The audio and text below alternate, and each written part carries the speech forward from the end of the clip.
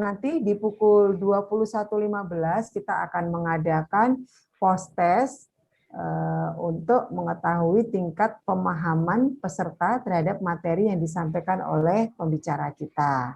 Jadi pastikan Bapak Ibu tetap berada di ruang Zoom ini karena pukul 21.15 kita akan mengadakan post-test. Kemudian yang kedua, post-test adalah merupakan sekaligus untuk presensi Bapak Ibu menghadiri training lisensi ini.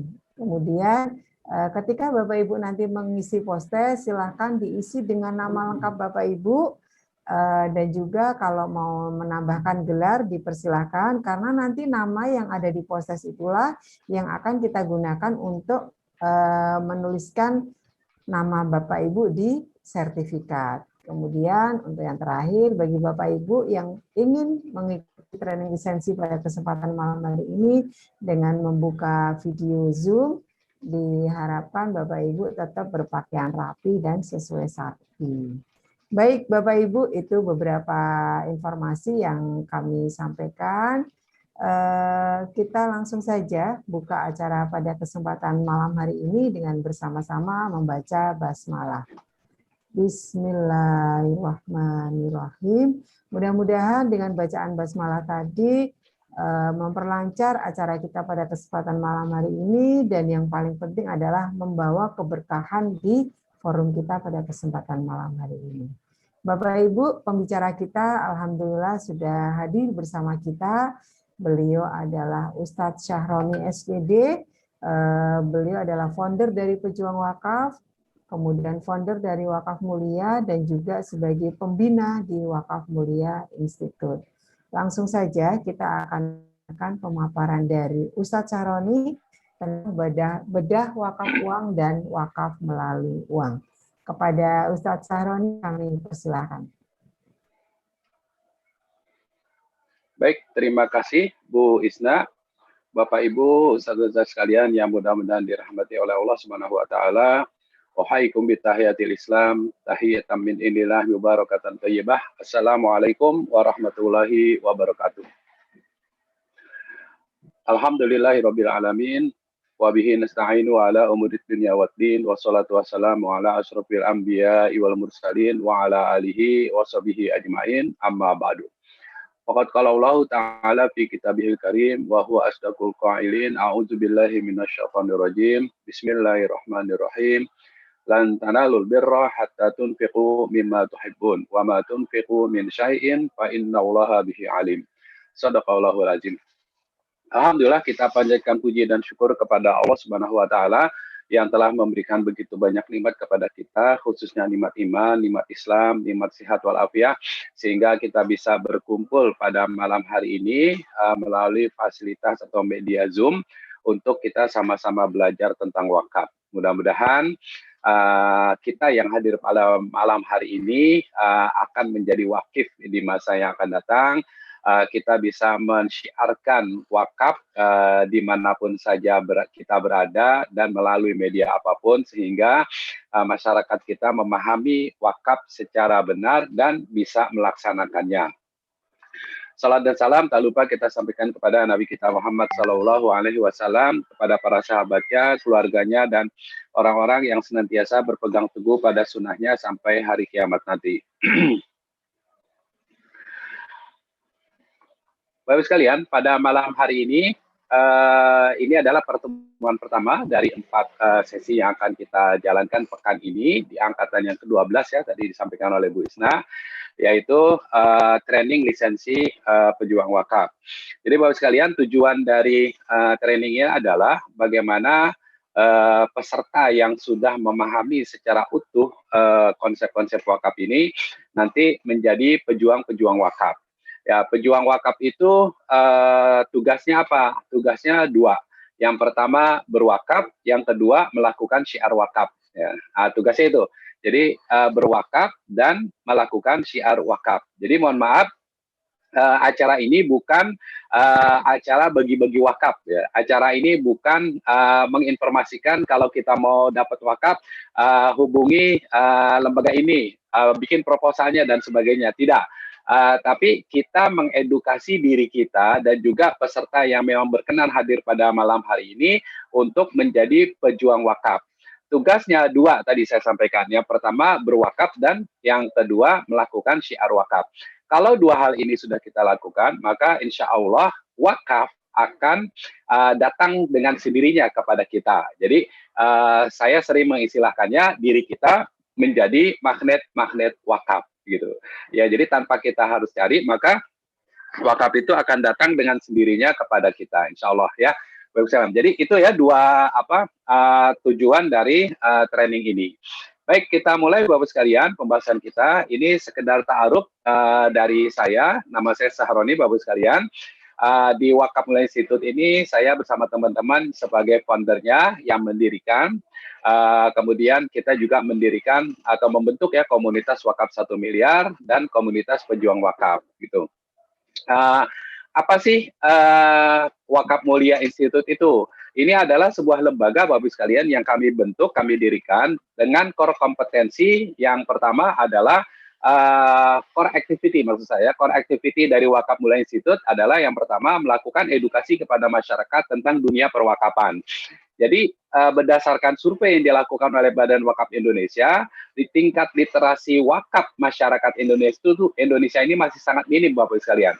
Kenapa? Karena belum banyak orang yang mengangkat tema wakaf dalam ceramah-ceramah mereka, dalam seminar-seminar mereka. Ya, sehingga karena masyarakat kita masih minim tingkat literasinya, yang terjadi kemudian adalah wakaf itu baru sebatas 3M. Ya, masjid, makam, madrasah ya.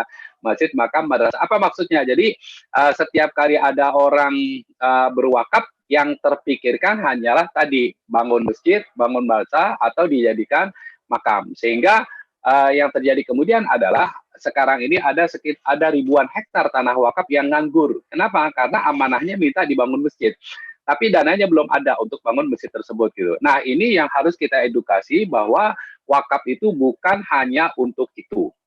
Ya, tapi wakaf itu bisa untuk banyak hal gitu. Nah, ini makanya core activity yang kedua adalah melakukan syiar wakaf sehingga wakaf menjadi lifestyle umat Islam. Artinya kita edukasi, kita syiarkan wakaf itu secara benar menurut syariatnya seperti apa sehingga kemudian umat Islam tersadarkan dan menjadikan wakaf itu sebagai lifestyle. Kalau di kami Wakaf Mulia Institute itu ada program yang namanya Jumat Mulia Berwakaf. Ya, artinya pada hari Jumat itu kita melakukan syiar wakaf, mengajak seluruh pejuang wakaf dan juga masyarakat pada umumnya untuk berwakaf ya pada hari Jumat. Walaupun dengan jumlah yang kecil ya menurut kita, tapi insya Allah besar di sisi Allah Subhanahu Wa Taala. Misalnya hanya dengan Rp10.000 gitu ya, misalnya dengan Rp10.000. Kemarin saya baca lihat ya tulisannya Kang Randy Saputra di Facebooknya, beliau bilang, katanya kalau misalnya sehari kita berwakaf Rp50.000 saja, gitu ya, Rp50.000 ini buat sebagian orang mungkin besar, tapi buat sebagian yang lainnya kecil ya, Bapak sekalian. Terus 50.000 sehari, berarti kalau sebulan kita kali 30 hari aja, maka ada 1,5 juta ya, 1.500.000. Jadi 50.000 dikali 30. Berarti kalau setahun tinggal kita kali 12. Akan terkumpul dana Rp18 juta. 18 juta rupiah. Nah, 18 juta rupiah ini kan bukan jumlah yang sedikit ya, jumlah yang sangat banyak yang bisa kita gunakan untuk berbagai aktivitas dakwah kita, insya Allah. Misalnya seperti itu sekedar ilustrasinya. Nah, untuk bisa melakukan seperti ini kita harus syiarkan ya, harus kita syiarkan, harus kita fasilitasi, harus kita siapkan instrumennya dan sebagainya, gitu. Saya punya dua model penghimpunan dana-dana seperti ini. Ketika saya ketemu dengan masyarakat yang berada di lingkungan kelas menengah ke bawah, gitu, menengah ke bawah. Awalnya kita mengajarkan secara digital bagaimana bersedekah itu, tapi bisa diajarkan bisa. Cuman begitu udah selesai, karena yang kita ajarkan ini adalah generasi X gitu ya, mereka bilang, waduh Ustadz, repot yang kayak begini. Udah yang simpel-simpel aja kalau kita mah kata gitu ya.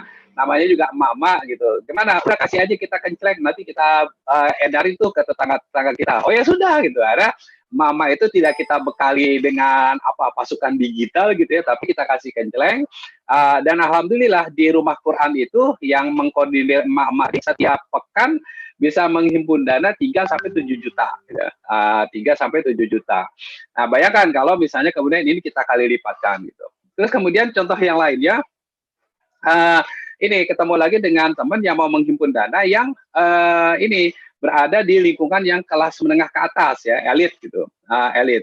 Nah dia bilang, oh di sini nggak cocok pakai kencleng, pakai apa? Pakai barcode, pakai QR dan sebagainya. Ya udah kita bikinin, QR code-nya, kemudian kita print ya pakai stiker, pakai segala macam yang bisa ditempel di kulkas-kulkas orang-orang kayak tersebut. Gitu. Jadi setiap pagi mereka bisa ketika ngambil air, ngambil makan di kulkas, ngelihat QR code kita ya, mereka tinggal ambil handphonenya, scan, sedekah gitu. Nah ini hal seperti ini yang juga nanti kita rancang, kita buat sedemikian rupa sehingga wakaf itu menjadi lifestyle-nya umat Islam. Kita permudah segala urusan mereka sehingga agama ini bisa menjadi syiar ya, sesiar-siarnya.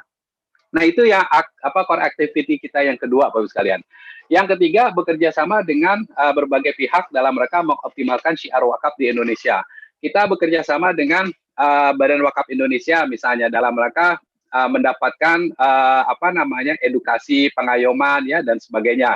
Insya Allah hari Jumat nanti jam 8.30 sampai 10.30 ya kita mengundang Ustadz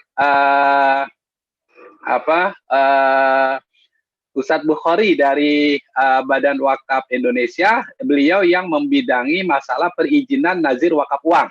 Ya, beliau yang membidangi perizinan nazir wakaf uang. Nah, kita akan minta beliau bicara kalau kita pengen mengurus izin nazir wakaf uang itu seperti apa sih gitu, biar mudah ya dan seterusnya. Nah, ini salah satu bentuk kerjasama kita dengan Badan Wakaf Indonesia. Kemudian kita bekerja sama dengan pihak perbankan dalam hal ini misalnya Bank Muamalat ya yang sudah bekerja sama dengan kita dalam kaitannya dengan produk-produk wakaf dari Bank Muamalat. Kemudian kita bekerja sama juga dengan beberapa nazir yang nanti kita pakai legalitasnya dalam menghimpun dana-dana wakaf. Kemudian kita juga bekerja sama dengan dunia usaha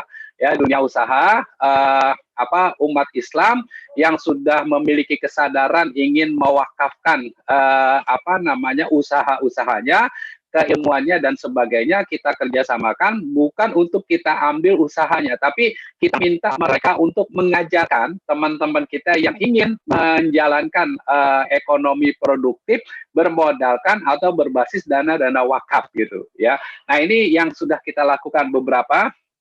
Ada yang peternak, ada ayam, ada yang petani, ada di bidang pertanian dan sebagainya. Nah harapannya nanti dana-dana wakaf ini bisa diproduktifkan sedemikian rupa sehingga itu memberikan manfaat yang sebanyak-banyaknya buat umat gitu.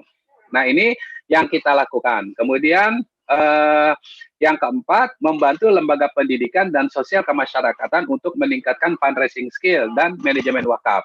Alhamdulillah saat ini sudah banyak yayasan-yayasan yang memiliki kesadaran untuk mulai fokus pada penghimpunan dana wakaf. Karena wakaf itu tidak boleh habis dananya, jadi harus diproduktifkan, maka mereka harus menguasai keilmuannya. Kemudian, kenapa dana wakaf yang mereka grab? Harapannya adalah ke depan mereka bisa menggratiskan segala pelayanan yang mereka lakukan, ya. Entah itu layanan pendidikannya, kesehatannya, dan sebagainya. Biaya operasionalnya dari mana? Kita ambilkan dari hasil manfaat wakaf yang diproduktifkan. Nah, ini yang kita lakukan ya, Bapak-Ibu sekalian, dari Wakaf Mulia Institute. Nah, ini personil yang ada saat ini, saya diamanai sebagai Dewan Pembina, kemudian ada Ustadz Yon Henry dari Pekanbaru sebagai pengawas, kemudian Eko Prianto sebagai ketua yayasannya, dan Bu Isna yang memoderatori acara kita ini sebagai sekretaris dari yayasan kita. Ya, nah ini kantor kita, tapi saat ini sedang di lockdown, jadi kita belum bisa beraktivitas secara offline, masih online. Makanya sekarang ini hampir semua kegiatan kita dilaksanakan secara online. Ini beberapa kegiatan yang kita laksanakan, Bapak sekalian. Ini training lisensi pejuang wakaf yang malam ini kita laksanakan sampai dengan malam Sabtu nanti, ya, Bapak sekalian. Ada 4 sesi dan ini kita laksanakan setiap pekan. Alhamdulillah pesertanya selalu di atas angka 30 orang, 40 bahkan pekan lalu sampai 200 orang. Kemudian seminar fundraising wakaf uang, ini bagaimana kita mengedukasi yayasan-yayasan pendidikan tadi untuk mengeksplorasi potensi-potensi wakaf yang ada di mereka. Kemudian kita lanjutkan dengan in-house training, ini supaya yayasan-yayasan yang sudah atau berkeinginan mengeksplorasi potensi wakafnya itu bisa mendapatkan pengetahuan yang lebih detail sampai kepada hal-hal yang sifatnya teknis. Kemudian ada kajian intensif tentang wakaf, ya. Ini kita membahas lebih dalam lagi tentang dalil-dalil syar'inya, dalil-dalil sirohnya terkait dengan wakaf. Kemudian ada podcast wakaf, ini kita bicara wakaf yang lebih umum lagi. Seperti misalnya kita pernah mengundang Tuan Datuk Jamal Muhammad Amin dari Malaysia. Kita minta beliau bicara tentang bagaimana itu ceritanya bangun mall di Thailand Selatan, Patani dengan dana wakaf. Nah, beliau ceritakan tuh asal mulanya, kemudian prosesnya, keuntungannya, dan sebagainya. Insya Allah rekamannya masih ada di YouTube Wakaf Institute, silahkan dicari ya Bapak sekalian kalau ingin mengetahuinya lebih dalam lagi. Jadi ASEAN Wakaf Mall, mall pertama di dunia yang dibangun di atas lahan wakaf, dibangunnya menggunakan dana wakaf, dan setiap wakif yang berwakaf pada ASEAN Mall Wakaf ini akan mendapatkan dividen. Nanti insya Allah kita akan putarkan videonya di slide yang kesekian nanti. Nah, ini beberapa kegiatan Bapak sekalian yang kita laksanakan dari Bismillahirrahmanirrahim. Assalamualaikum warahmatullahi wabarakatuh. Alhamdulillah. Alhamdulillahirrahmanirrahim. Saya Imam Nur Aziz, Komisioner Badan Wakaf Indonesia, sangat senang sekali dan mendukung akan lahirnya pejuang-pejuang wakaf. Di samping saya ini Wakaf Mulia, sebuah yayasan yang insya Allah konsisten untuk memajukan literasi wakaf di Indonesia. Karena di Indonesia literasi wakaf ini masih sangat rendah dan perlu banyak sekali dukungan dari teman-teman di Wakaf Mulia. Kita ingin bersinergi, berjamaah, berkolaborasi untuk Indonesia yang lebih bermartabat dengan wakaf. Insya Allah ya. Amin. Takbir, Allahu Akbar. Allahu Akbar. Allahu Akbar. Merdeka. Merdeka. Assalamualaikum warahmatullahi wabarakatuh. Waalaikumsalam. Waalaikumsalam warahmatullahi wabarakatuh. Demikian Bapak sekalian salah satu testimoni ketika kita mengundang Bapak Imam Nur Aziz ketemu ke tempat kita. Nah, kita mulai pembahasan kita pada malam hari ini tentang bedah wakaf uang. Sebagai pengantar Bapak sekalian, saya akan sampaikan sedikit pembahasan tentang perbedaan antara sedekah, zakat, infak, dan wakaf. Jadi kita ungkap sedikit pembahasan ini karena setiap sesi ternyata selalu ada yang bertanya apa bedanya wakaf dengan zakat, infak, dan sedekah.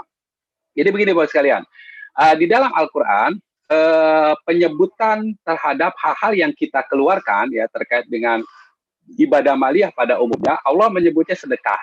Allah menyebutnya dengan sedekah. Nah, sedekah itu ada yang wajib, ada yang sunnah. Kalau yang wajib itu disebut dengan zakat. Nah, penyebutan zakat dengan kata sedekah itu Allah sebut di dalam surat At-Taubah ayat 103. Khudz min amwalihim shadaqatan tutahhiruhum wa tuzakkihim biha wa sholli alaihim inna sholataka sakanul lahum wallahu samiun alim. Dan ambillah dari harta mereka, sebagian dari harta mereka sebagai sedekah mereka gitu. Jadi bukannya ditungguin, bukannya diminta, tapi diambil ya. Dalam secara lebih ininya lagi dipaksa ya, diambil gitu. Nah, apa yang diambil? Sebagian dari harta mereka. Sebagai apa? Sebagai zakat mereka. Nah, ini pembahasan lebih lanjutnya seperti itu. Jadi sedekah yang wajib itu kita sebut dengan zakat. Sementara wakaf itu hukumnya sunnah, ya. Atau wakaf itu adalah sedekah yang sunnah, ya, sedekah yang sunnah. Kemudian infak apa sedekah itu? Jadi kalau yang pertama tadi sedekah itu ada yang wajib, ada yang sunnah. Yang kedua sedekah itu bisa berbentuk materi dan bisa berbentuk immateri. Ya, sedekah itu bisa berbentuk materi dan bisa berbentuk immateri. Kalau yang berbentuk materi tadi harta yang diambil dari harta kita atau harta yang kita keluarkan, ya. Kalau yang bentuk imateri, misalnya hadis Nabi Shallallahu Alaihi Wasallam, tabassamuka liwajhi akhika laka sodakoh. Senyummu kepada saudaramu adalah sodakoh. Kemudian di dalam hadis yang lain Rasulullah menyebutkan bahwa di setiap sendi-sendi tulang kita itu ada kewajiban untuk kita bersedekah setiap hari. Ya, kita bersedekah setiap hari. Nah, sesungguhnya setiap kalimat tasbih, tahlil, tahmid itu sedekah. Ketika kita menyingkirkan duri dari jalan itu sedekah, gitu ya. Dan seterusnya. Jadi ada amalan-amalan tertentu yang oleh Allah Subhanahu Wa Taala dinilai sebagai sedekah. Itu jadi bukan sesuatu yang kita keluarkan secara materi, tapi bermanfaat kepada orang lain. Begitu. Nah, itu yang kedua. Jadi yang pertama sedekah tadi itu ada yang wajib, ada yang sunnah. Yang kedua sedekah itu ada yang berbentuk materi dan ada yang berbentuk materi. Kalau infak adalah sedekah sunnah yang berbentuknya materi. Ya, sekalian. Infak adalah sedekah yang berbentuknya materi. Lalu yang membedakan antara infak dengan wakaf apa? Perbedaannya ada pada akadnya. Perbedaannya adalah pada akadnya pada saat penunaian. Jadi sama-sama hukumnya sunnah. Maksudnya begini, kebanyakan dari kita karena kita belum mengerti tentang wakaf, akhirnya ketika kita mengeluarkan materi harta kita berikan kepada orang lain, kalau kita tidak tersebut ya atau tidak memperhatikan kaidah-kaidah tentang wakaf, maka itu jatuhnya infak. Ya, itu jatuhnya infak. Contohnya begini misalnya, misalnya gini, ini saya ada rumah nih gitu, deh silakan pakai gitu ya, silakan pakai buat kegiatan apa kayak gitu. Kalau misalnya kita cuma bicaranya seperti itu saja, maka itu jatuhnya infak. Pahalanya ya pahala infak. Tapi kalau misalnya kita bilang rumah ini saya serahkan kepada fulan, ya, kemudian silakan dimanfaatkan selama 5 tahun misalnya, ya. Kemudian pemanfaatannya untuk ini dan seterusnya. Nah, berarti ketika kita menyebutkan seperti itu, ada beberapa unsur rukun wakaf yang terpenuhi di situ. Yang pertama, ada wakifnya kita, kemudian ada harta wakafnya ya rumah kita, kemudian ada nazirnya orang yang diamanahkan, kemudian ada orang penerima manfaatnya. Itu semua tersebutkan pada akad kita, maka itu jatuhnya wakaf gitu. Nah, itu Bapak Ibu sekalian secara umum perbedaannya antara sedekah, zakat, infak, dan wakaf. Tuh. Nah, kemudian yang berikutnya, jadi sekarang kita fokus kepada 2 hal aja, zakat dan wakaf. Kalau zakat itu kadarnya 2,5% dari harta kita. Kalau wakaf itu 97,5%. Ya, artinya yang bisa diwakafkan. Ya, yang bisa diwakafkan sampai dengan 97,5%. Kenapa? Karena tidak diatur wakaf itu berapa persennya. Ya. Kemudian penerima manfaatnya. Kalau zakat itu dibatasi hanya pada 8 asnaf. Tapi kalau wakaf itu tidak dibatasi. Termasuk wakif pun itu boleh menerima manfaat wakaf. Ya, kemudian objeknya. Kalau zakat itu harus habis. Ya, harus habis. Karena dia harus habis, maka kebanyakan digunakan untuk hal-hal yang sifatnya karitas atau mendesak, ya. Tapi kalau wakaf itu harus diproduktifkan, maka biasanya ini untuk hal-hal yang sifatnya jangka panjang, gitu. Nah, ini beberapa perbedaan ya, Bapak sekalian, antara zakat dengan wakaf. Nah, sekarang pertanyaannya, mana yang lebih utama? Zakat yang wajib atau wakaf yang sunnah? Mana yang lebih utama, Bapak sekalian? Zakat yang wajib atau wakaf yang sunnah? Ya, yang lebih utama adalah yang sunnah, ya. Yang lebih utama adalah yang sunnah, bukan yang wajib. Kenapa? Karena kalau yang wajib itu pasti semua orang sudah melaksanakannya. Sementara yang sunnah, enggak semua orang yang sudah melaksanakan yang wajib melaksanakan yang sunnah. Berarti kalau ada orang yang sudah melaksanakan yang wajib ditambah dengan yang sunnah-sunnah, maka posisi dia, kedudukan dia lebih utama di sisi Allah Subhanahu Wa Taala ketimbang hanya orang-orang yang melaksanakan yang wajib-wajibnya saja. Ya, sama kayak sholat misalnya, semua orang melaksanakan sholat 5 waktu. Nah, di antara orang yang melaksanakan sholat 5 waktu itu, mana yang lebih utama di sisi Allah? Orang yang mengikuti sholat wajibnya dengan sholat sunnah, gitu ya. Di antara orang yang sudah melaksanakan sholat sunnah itu, siapa yang lebih utama? Yang menambah lagi dengan sholat malamnya.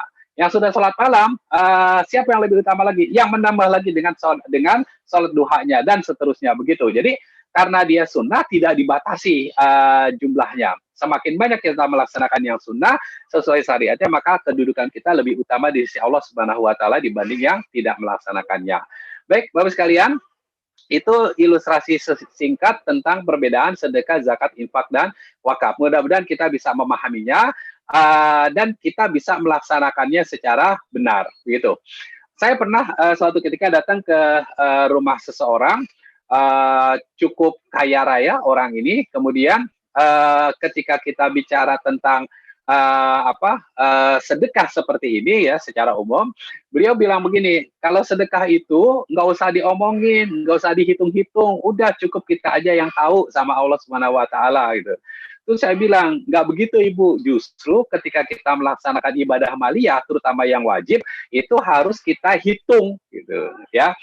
Hitungnya berapa? Ya 2,5%. Kemudian 2,5% itu dari siapa? Dari mana? Nah itu dia, kita harus menghitung tuh harta kita, itu yang mana saja yang harus kita keluarkan zakatnya. Ya udah pernah belum dikeluarkan zakatnya dan seterusnya. Kemudian wakaf pun seperti itu, ada ketentuan-ketentuannya, ada aturan-aturan. Jadi segala sesuatunya harus diperhatikan.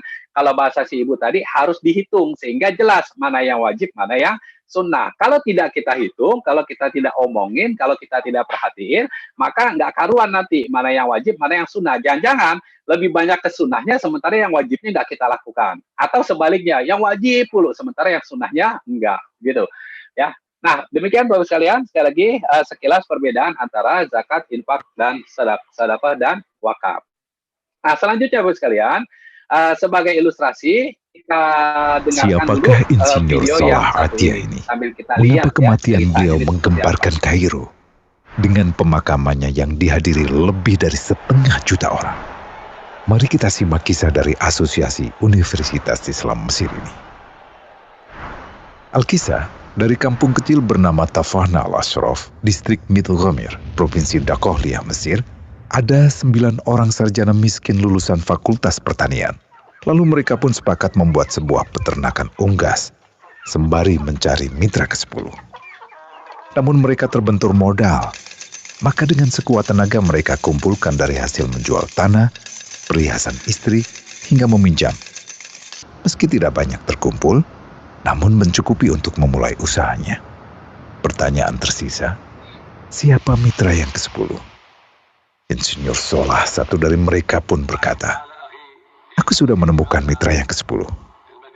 Siapa?" kata teman-temannya. "Allah," lanjutnya. "Allah akan menjadi mitra usaha kita yang ke-10. Allah akan mendapat 10% dari keuntungan kita. Dengan perjanjian, Allah yang akan memberikan perlindungan dan pemeliharaan, keamanan dari segala wabah penyakit." Akhirnya mereka pun sepakat. Kontrak kerjasama pun ditulis secara rinci dan dicatatkan ke notaris, lengkap dengan peran mitra ke-10 tersebut. Tak disangka, setelah 1 musim bisnis mereka langsung meroket, jauh dari yang dibayangkan sebelumnya. Lalu mereka pun kembali bersepakat menambah jatah keuntungan mitra ke-10 menjadi 20% di musim kedua, dan begitu seterusnya hingga mencapai 50%. Lalu bagaimana keuntungan mitra ke-10 itu dialokasikan? Dimulai dengan membangun sekolah dasar Islam putra, lalu lanjut putri, kemudian sekolah menengah putra, kemudian putri. Tambah lagi madrasah aliyah putra, lalu putri. Tapi karena keuntungan terus membanjir, akhirnya dibentuklah Baitul Mal. Dan mereka pun mengajukan ke pemerintah untuk membangun universitas di kampung. Awalnya ditolak dengan alasan tiadanya akses bagi para mahasiswa.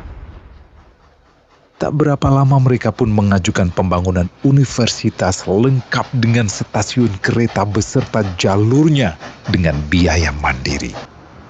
Akhirnya permintaan ini disetujui, dan pertama dalam sejarah Mesir berdirilah sebuah universitas di perkampungan kecil. Semakin berkembang, dibangun pula fakultas kedua, ketiga, keempat hingga asrama putri dengan kapasitas 600 kamar. lalu asrama putra dengan 1.000 kamar. Tiket kereta api pun digratiskan untuk memudahkan transportasi menuju kampung tersebut. Tak cukup hanya itu, dibangun Baitul Mal berikutnya hingga hilang kemiskinan di daerah tersebut. Dan program ini diduplikasi ke kampung-kampung lain hingga bisa dikatakan tak ada kampung yang disinggahi Insinyur Solah kecuali akan dibangun Baitul Mal untuk warga. Bantuan pun diberikan untuk fakir miskin dan para janda. Pemuda pengangguran pun dilatih untuk mengelola perkebunan sayur hingga mandiri, bahkan sampai bisa mengekspor ke negara tetangga. Pada saat panen raya, seluruh penduduk dikirimi paket sayur. Di hari pertama Ramadan diadakan buka puasa bersama untuk seluruh penduduk desa.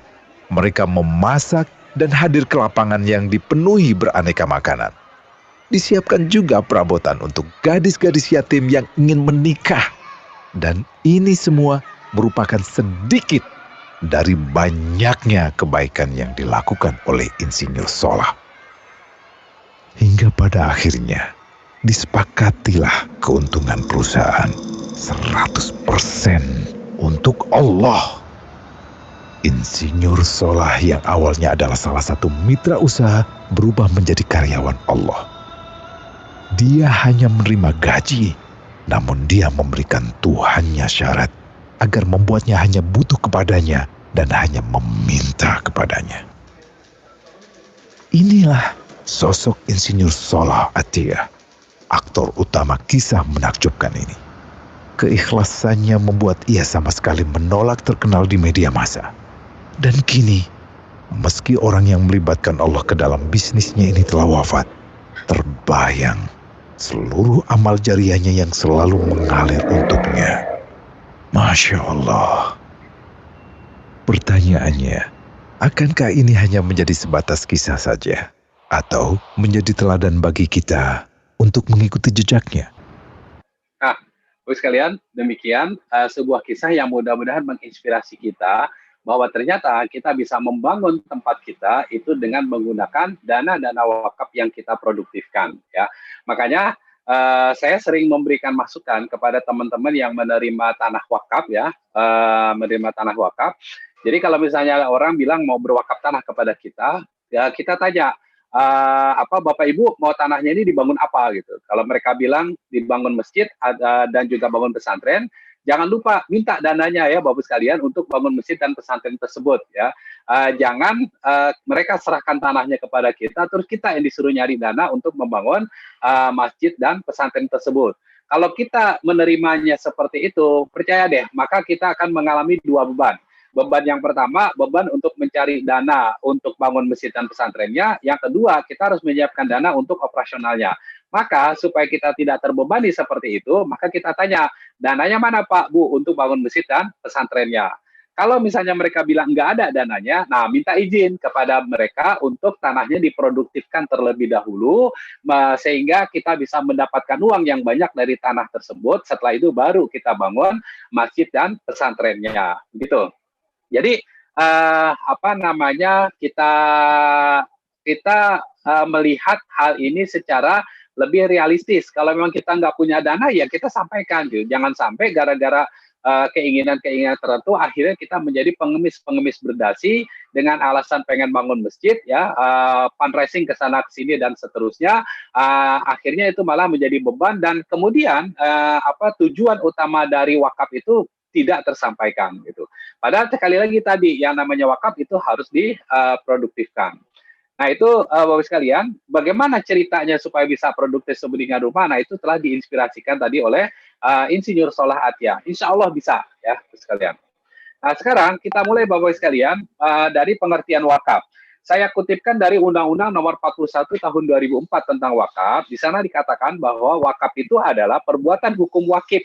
Ya, disebut perbuatan hukum karena sudah ada undang-undangnya ya Bapak-Ibu sekalian. Jadi yang namanya wakaf sekarang dilindungi oleh undang-undang, punya hukum payung positifnya, ya, sehingga tidak sembarangan orang nanti bisa mengutak-atik harta wakaf ini. Kemudian harta wakafnya itu untuk dimanfaatkan selamanya atau untuk jangka waktu tertentu. Nah, dari sini kita pahami Bapak sekalian bahwa wakaf itu ada yang namanya wakaf mu'abbad, ada yang namanya wakaf mu'aqqad. Wakaf mu'abbad itu adalah wakaf untuk selamanya dan wakaf mu'aqqad itu adalah wakaf untuk sementara. Ya, kalau misalnya ini bisa kita edukasikan kepada para agnia di sekitar kita, percaya deh mereka akan berbondong-bondong untuk berwakaf kepada kita.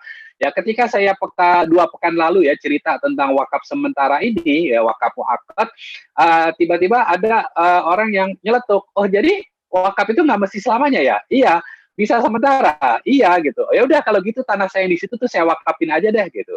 Berapa tahun Bu? Gitu. Bisanya berapa? Ya minimal 5 tahun supaya kita bisa tahu manfaat atau produktivitas dari tanah tersebut. Ya udah kita wakafkan 5 tahun gitu. Nanti setelah 5 tahun balik lagi kita kan iya gitu. Ya udah yuk kita wakafkan. Tinggal kita proses proses wakafnya, ikrar wakafnya, ya tanda terima wakafnya dan seterusnya. Nah ini peluang wakaf sebenarnya Bapak sekalian. Kenapa? Karena pada sekelompok orang tertentu ada yang ketika sudah teredukasi mereka tidak sungkan-sungkan, tidak ragu-ragu untuk menyerahkan hartanya diwakafkan. Tapi pada kelompok orang tertentu masih ada sebagian orang yang masih ragu-ragu melepas hartanya untuk diwakafkan. Nah, konsep wakaf muakkad ini menjadi solusi buat orang-orang yang masih khawatir, masih ragu-ragu untuk melepaskan hartanya secara keseluruhannya. Jadi udah sementara aja gitu.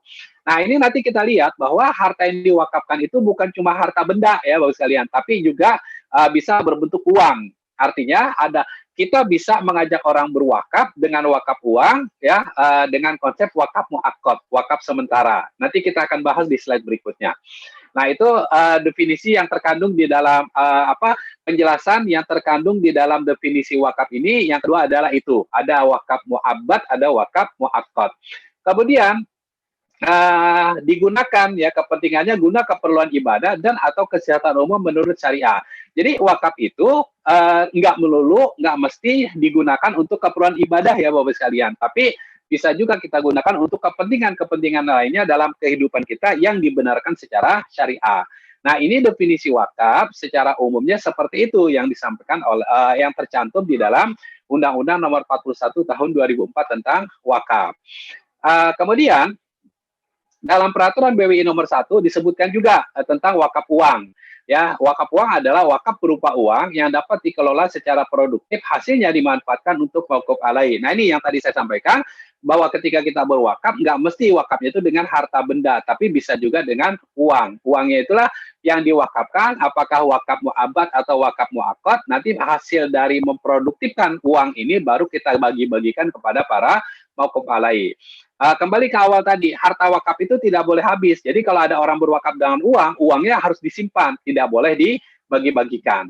Ya, yang dibagi-bagikan apanya? Nilai manfaatnya. Beda dengan zakat. Ada orang bayar zakat dengan zakat uang, dengan uang misalnya, maka itu harus dihabiskan. Ya, kalau zakat fitrah sebelum sholat id, ya kalau selain zakat fitrah paling lama setahun penahanannya. Nanti setelah itu harus segera didistribusikan. Ya, Bapak sekalian.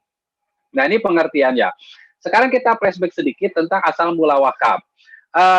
Kalau kita melihat dalam sejarah Islam ini, wakaf itu pertama kali jelas dilakukan oleh Rasulullah SAW yang kemudian mencontoh apa itu sebagai contoh kepada kita. Ya, pada saat Nabi hijrah, sesampainya di Madinah, beliau membeli tanah dari seorang anak yatim dari Bani Najjar seharga 800 dinar, 800 dirham. Nah, kemudian di tanah tersebut dibangunlah Masjid Nabawi. Ya, jadi alurnya Bapak sekalian ya, Nabi beli tanah, kan tanahnya jadi milik Nabi kan, kemudian diwakafkan, kemudian baru dibangun masjid. Ya, kenapa kita simpulkan diwakafkan? Karena Masjid Nabawi itu sampai sekarang masih ada. Harta yang ditinggalkan oleh Rasulullah SAW ini berupa tanah tidak diwariskan, tidak dibagi-bagi, tidak dipindah tangankan. Nah, inilah hakikat dari wakaf kan gitu. Jadi alurnya seperti itu, punya tanah, diwakafkan, kemudian dibangun masjid gitu. Punya tanah, diwakafkan, dibangun masjid. Nah, cerita seperti inilah yang banyak sampai ke umat Islam di Indonesia, sehingga tadi ketika bicara wakaf harus dengan tanah, kemudian pengen jadi bangun masjid gitu. Itu cerita-cerita yang sampai ke kita umat Islam di Indonesia. Salahkah? Tidak, karena Nabi melaksanakannya seperti itu. Cuman yang harus kita perhatikan adalah bahwa kisah wakaf bukan cuma itu di masa Nabi, ya. Ada kisah wakaf yang lainnya, diantaranya adalah misalnya kisah wakafnya Umar bin Khattab dan Abu Talhah radhiyallahu anhum yang mirip, ya, kisahnya mirip. Ketika turun firman Allah Subhanahu wa taala surat At-Taubah surat Ali Imran ayat 92, lan tanalul birra hatta tunfiqu mimma tuhibbun wa ma tunfiqu min syai'in fa innallaha bihi alim. Ketika ayat ini turun, sahabat-sahabat Nabi di kota Madinah itu berbondong-bondong datang kepada Nabi, bilang, ya Rasulullah, harta saya yang paling saya cinta itu ini, harta saya yang paling saya cinta itu ini, dan seterusnya. Semua para sahabat menyerahkan harta-harta mereka yang paling mereka cintai. Termasuk yang datang pada saat itu adalah Abu Talhah radhiyallahu an. Beliau bilang kepada Rasulullah, ya Rasulullah, harta saya yang paling saya cinta itu adalah kebun Bairuha itu, ya, yang ada pohon-pohon korma di dalamnya, yang ada mata air di dalamnya, dan Rasulullah SAW pun kerap kali berteduh di sana. Maka sekarang saya infakkan, saya sedekahkan ya Rasulullah, gitu. Ya, nah ini Abu Talha mewakafkan kebunnya, ya, kebunnya. Umar bin Khattab radhiyallahu anhu sama, ya, suatu ketika begitu selesai perang Khaybar, terjadi pembagian ghanimah, ternyata Umar bin Khattab mendapat ghanimah berupa sebidang tanah yang di atasnya ada pohon-pohon korma. Lalu Umar bin Khattab konsultasi kepada Rasulullah, ya Rasulullah, saya dapat ghanimah seperti ini, saya belum pernah mendapatkan ghanimah sebaik ini, ya. Jadi dua-duanya sama nih, sama-sama kebun, ya, yang dimiliki oleh Abu Talha dan didapatkan oleh Umar bin Khattab. Konon ceritanya ukuran kekayaan orang Arab pada masa itu bukan seberapa banyak emas dan perak yang mereka miliki, tapi ukurannya adalah seberapa banyak kebun yang mereka miliki. Itulah ukuran kekayaan orang Arab pada masa itu. Nah, saya belum pernah mendapatkan harta sebaik ini, kata Umar bin Khattab kepada Rasulullah. Apa yang engkau sarankan? Lalu Rasulullah SAW menyampaikan kepada Umar bin Khattab, dan hal yang sama pun disampaikan kepada Abu Talha, in syi'ta habasta aslaha wa tasaddaqta biha. Kalau engkau mau, engkau tahan pokoknya dan engkau sedekahkan hasilnya. Kepada Abu Talha, Rasulullah SAW berpesan, saya serahkan harta ini kepada engkau untuk dikelola, dan nanti engkau bagi-bagikan hasilnya. Ya, jadi kepada Umar bin Khattab pun sama seperti itu wasiat Rasulullah. Artinya apa? Pertama, Abu Talha dan Umar bin Khattab telah berwakaf, maka beliau disebut sebagai wakif.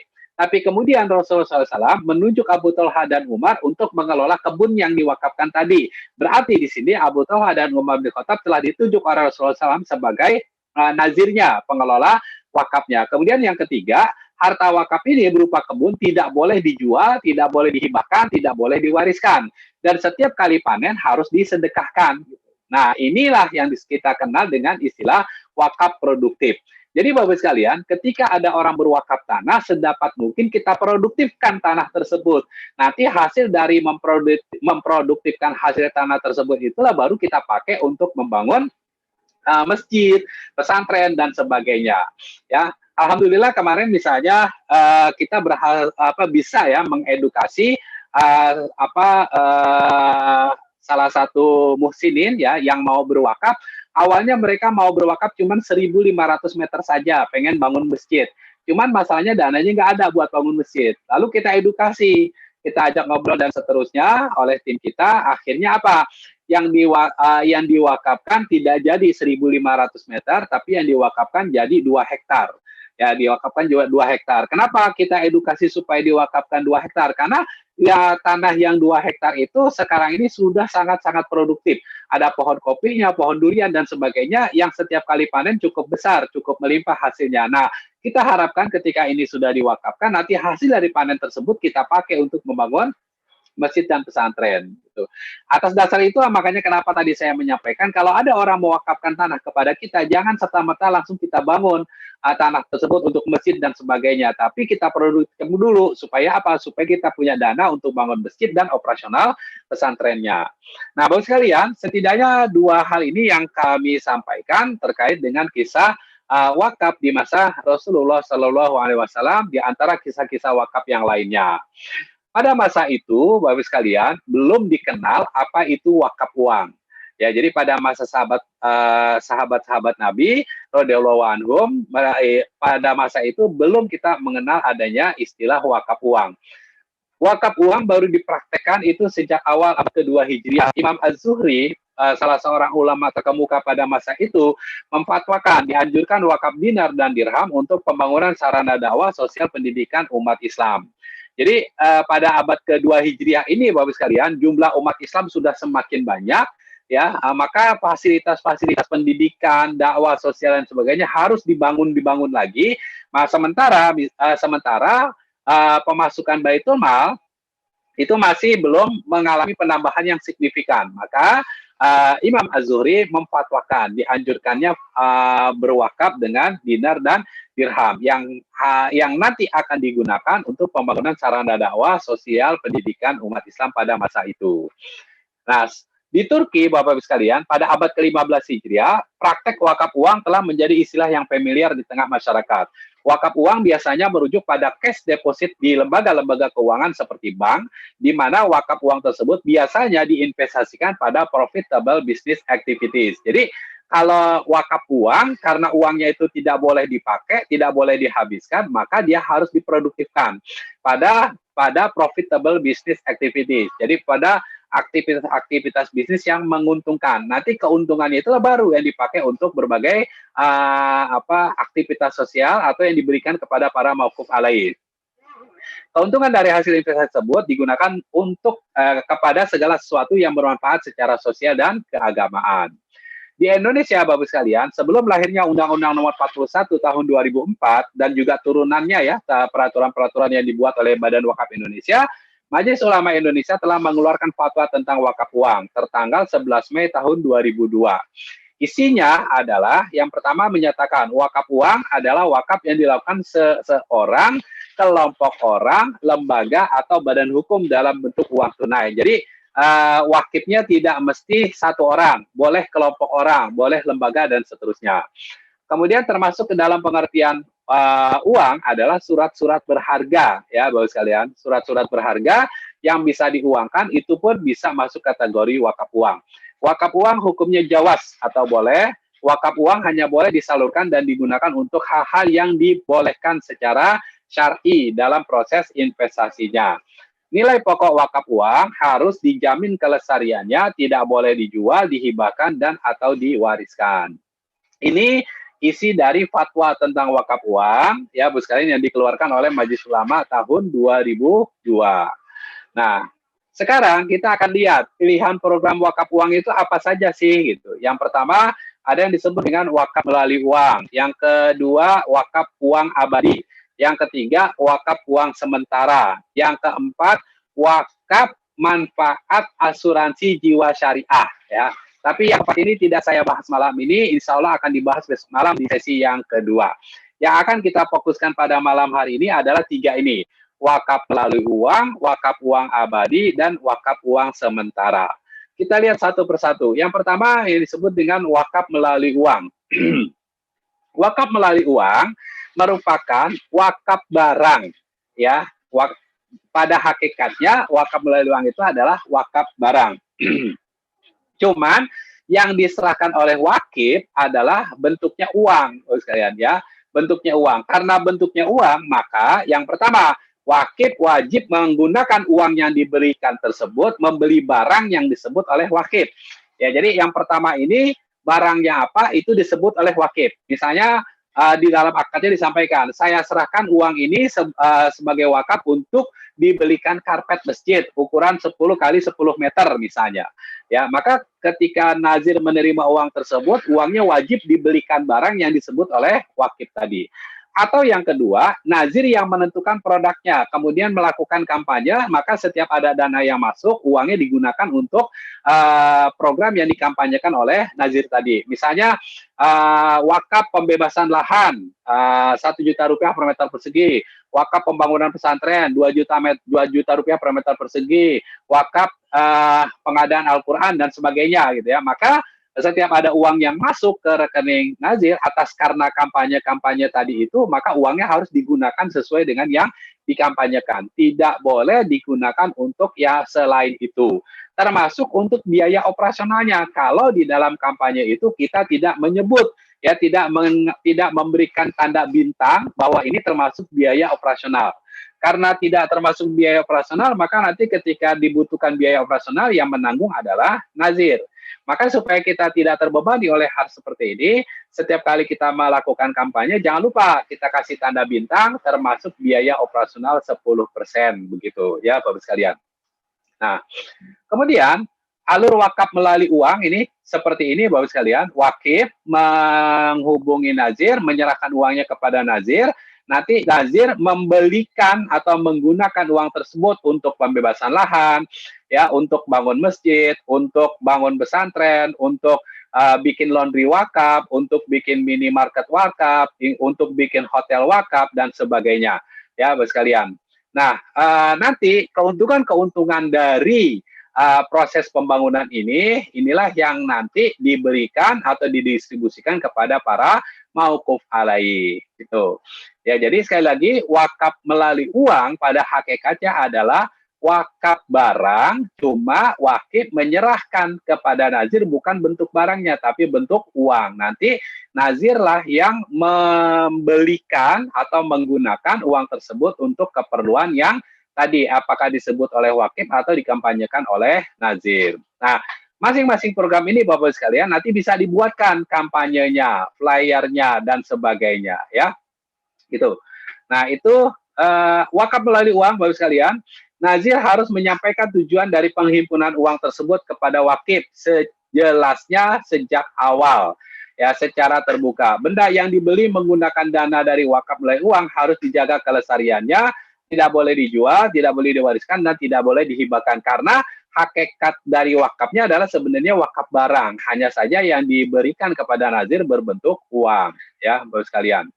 Wakaf melalui uang, lembaga, organisasi, atau yayasan yang akan menghimpun wakaf melalui uang harus terdaftar di Badan Wakaf Indonesia. Nah, ini ya Bapak sekalian, tidak sembarang lembaga, tidak sembarang orang apalagi menghimpun dana wakaf ini, tapi harus mendapatkan izin dari Badan Wakaf Indonesia. Bagaimana cara mendapatkan izinnya? Ikuti pertemuan kami, insya Allah nanti hari Jumat jam 8.30 ya. Dalam menghimpun wakaf melalui uang, nazir membuka rekening di LKSPWU, Lembaga Keuangan Syariah Pengelola Wakaf Uang. Jadi tidak boleh di bank konvensional, harus di bank syariah. Program wakaf boleh untuk kegiatan sosial maupun untuk usaha produktif. Nah, makanya tadi di dalam bentuknya, bentuk investasinya saya sebutkan bukan cuma sekedar untuk urusan-urusan ibadah, tapi juga terkait dengan urusan-urusan bisnis yang mendatangkan profit yang sedemikian rupa sehingga nanti hasil profitnya itu bisa dimanfaatkan untuk kepentingan sosial, agama, pendidikan, dan sebagainya. Nah, kemudian yang kedua, Bapak sekalian, ya, yang akan kita bahas adalah wakaf uang abadi. Ya, ini rujukannya adalah Peraturan BBI nomor 1 tahun 2020 bab 3, ya.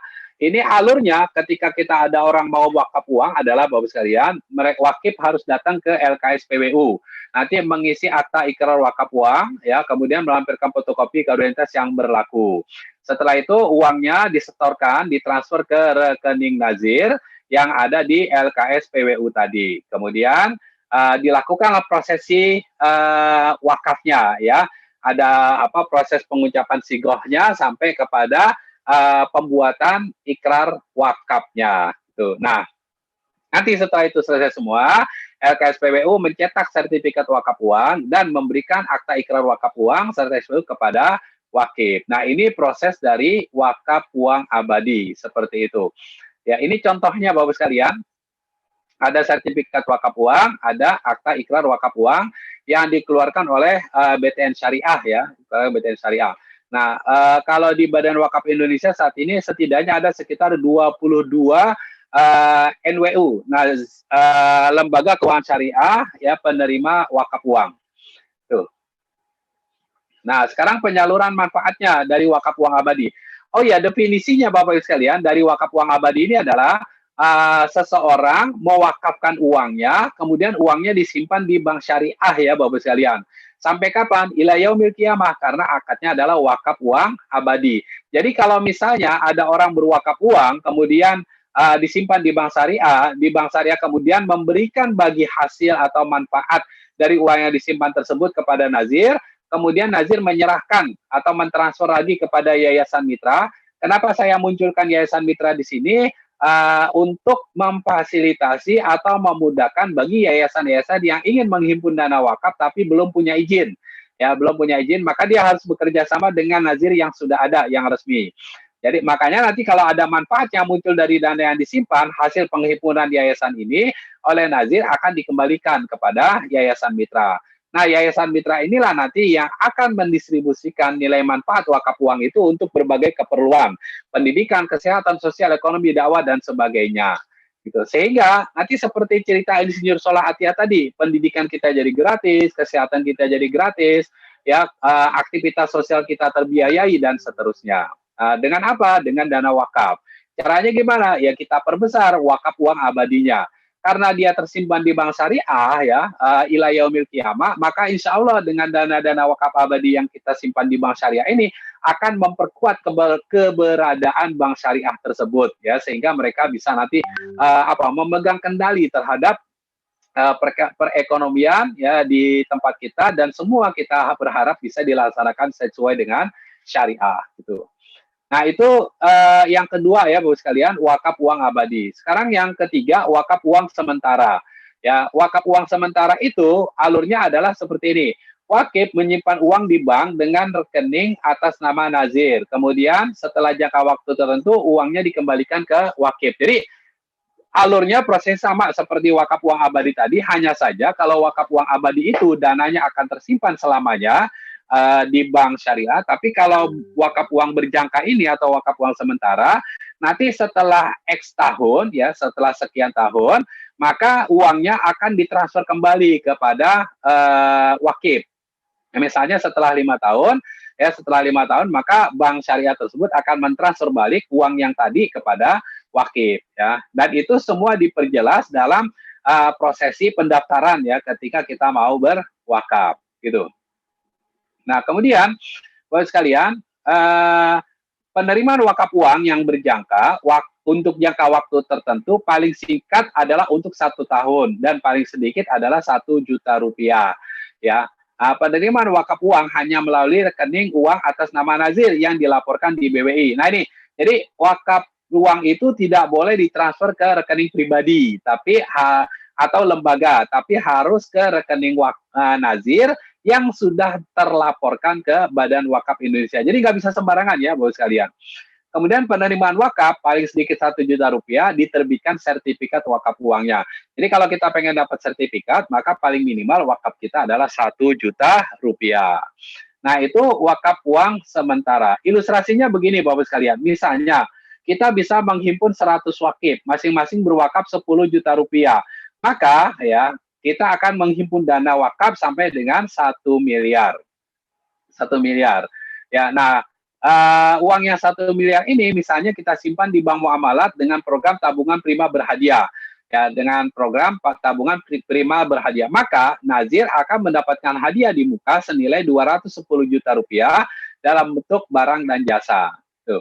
Nah, artinya apa? Kalau misalnya nih kita yayasan punya program, misalnya program pembangunan asrama putra. Gitu. Ini kebetulan kemarin saya baru mengadvokasi salah satu yayasan yang pengen bangun SMK Agrotahfiz berasrama. Kata beliau, kita bangun asrama dulu ya, gitu. Ya, seperti ini aja saat saya tunjukin tuh gedung yang sudah ada. Itu berapa nilainya? Oh, itu saya buat kemarin 360 juta. Oke, kalau gitu kita cari dana wakaf uang sementara untuk mendapatkan 360 juta rupiah. Kalau kita asumsikan 360 juta itu adalah 20%-nya, maka dana yang harus kita cari 5 kali lipatnya. Ya, 5 kali lipatnya sekitar 1,8 miliar. Nah, kalau misalnya kita dapat 1,8 miliar, kemudian kita simpan di bank syariah dengan program tabungan prima berhadiah ini, maka kita akan dapat dana 300 jutaan tadi.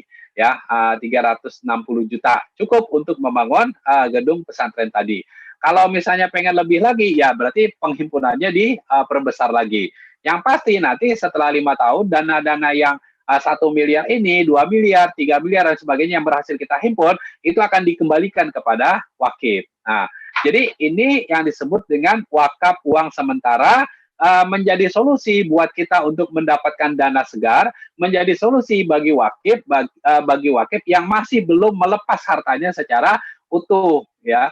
5 tahun dulu ya gitu kan. Nah, mudah-mudahan nanti setelah dia berwakaf 5 tahun ya, seperti tulisan saya pagi tadi, hati-hati dengan keberkahan, Anda bisa tersesat ke jalan yang benar.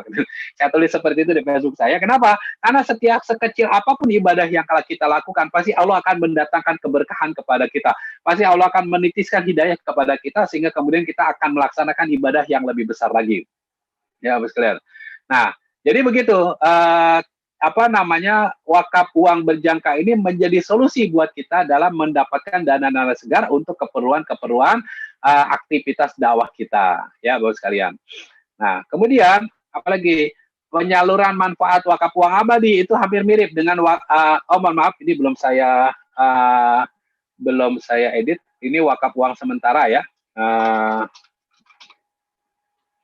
Penyaluran manfaat wakaf uang sementara itu sama seperti penyaluran manfaat wakaf uang abadi tadi. Karena uangnya disimpan di bank syariah, ya maka bank syariah akan memberikan manfaatnya itu kepada nazir. Nanti nazir menyerahkannya kepada yayasan mitra.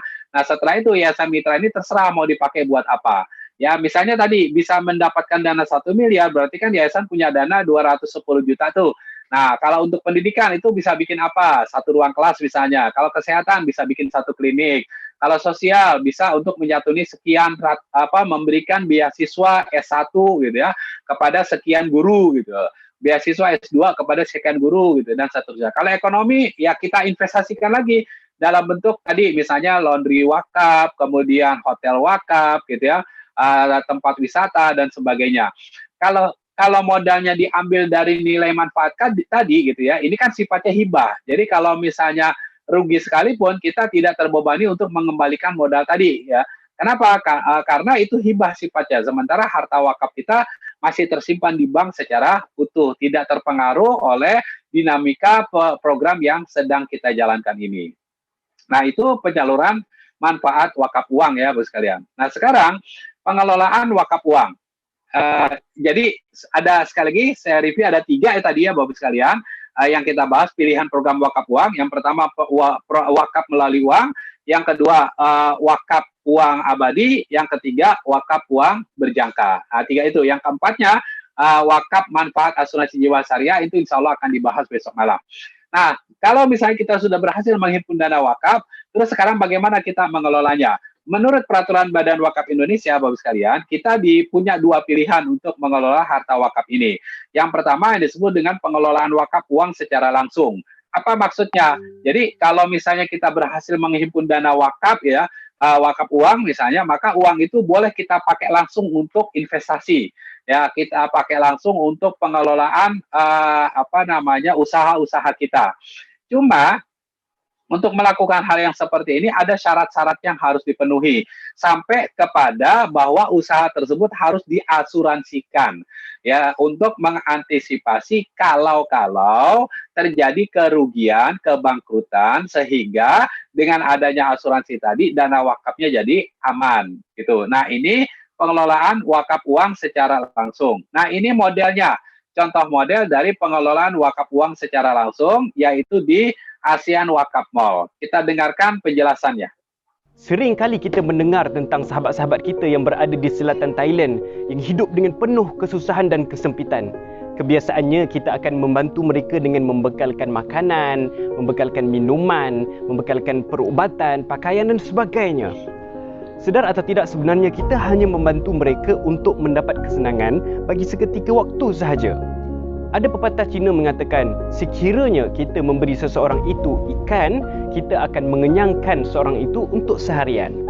Tetapi sekiranya kita mengajar dan menunjukkan cara untuk memancing dan menangkap ikan, maka kita sebenarnya memberikan kekenyangan kepada mereka untuk seumur hidup dia.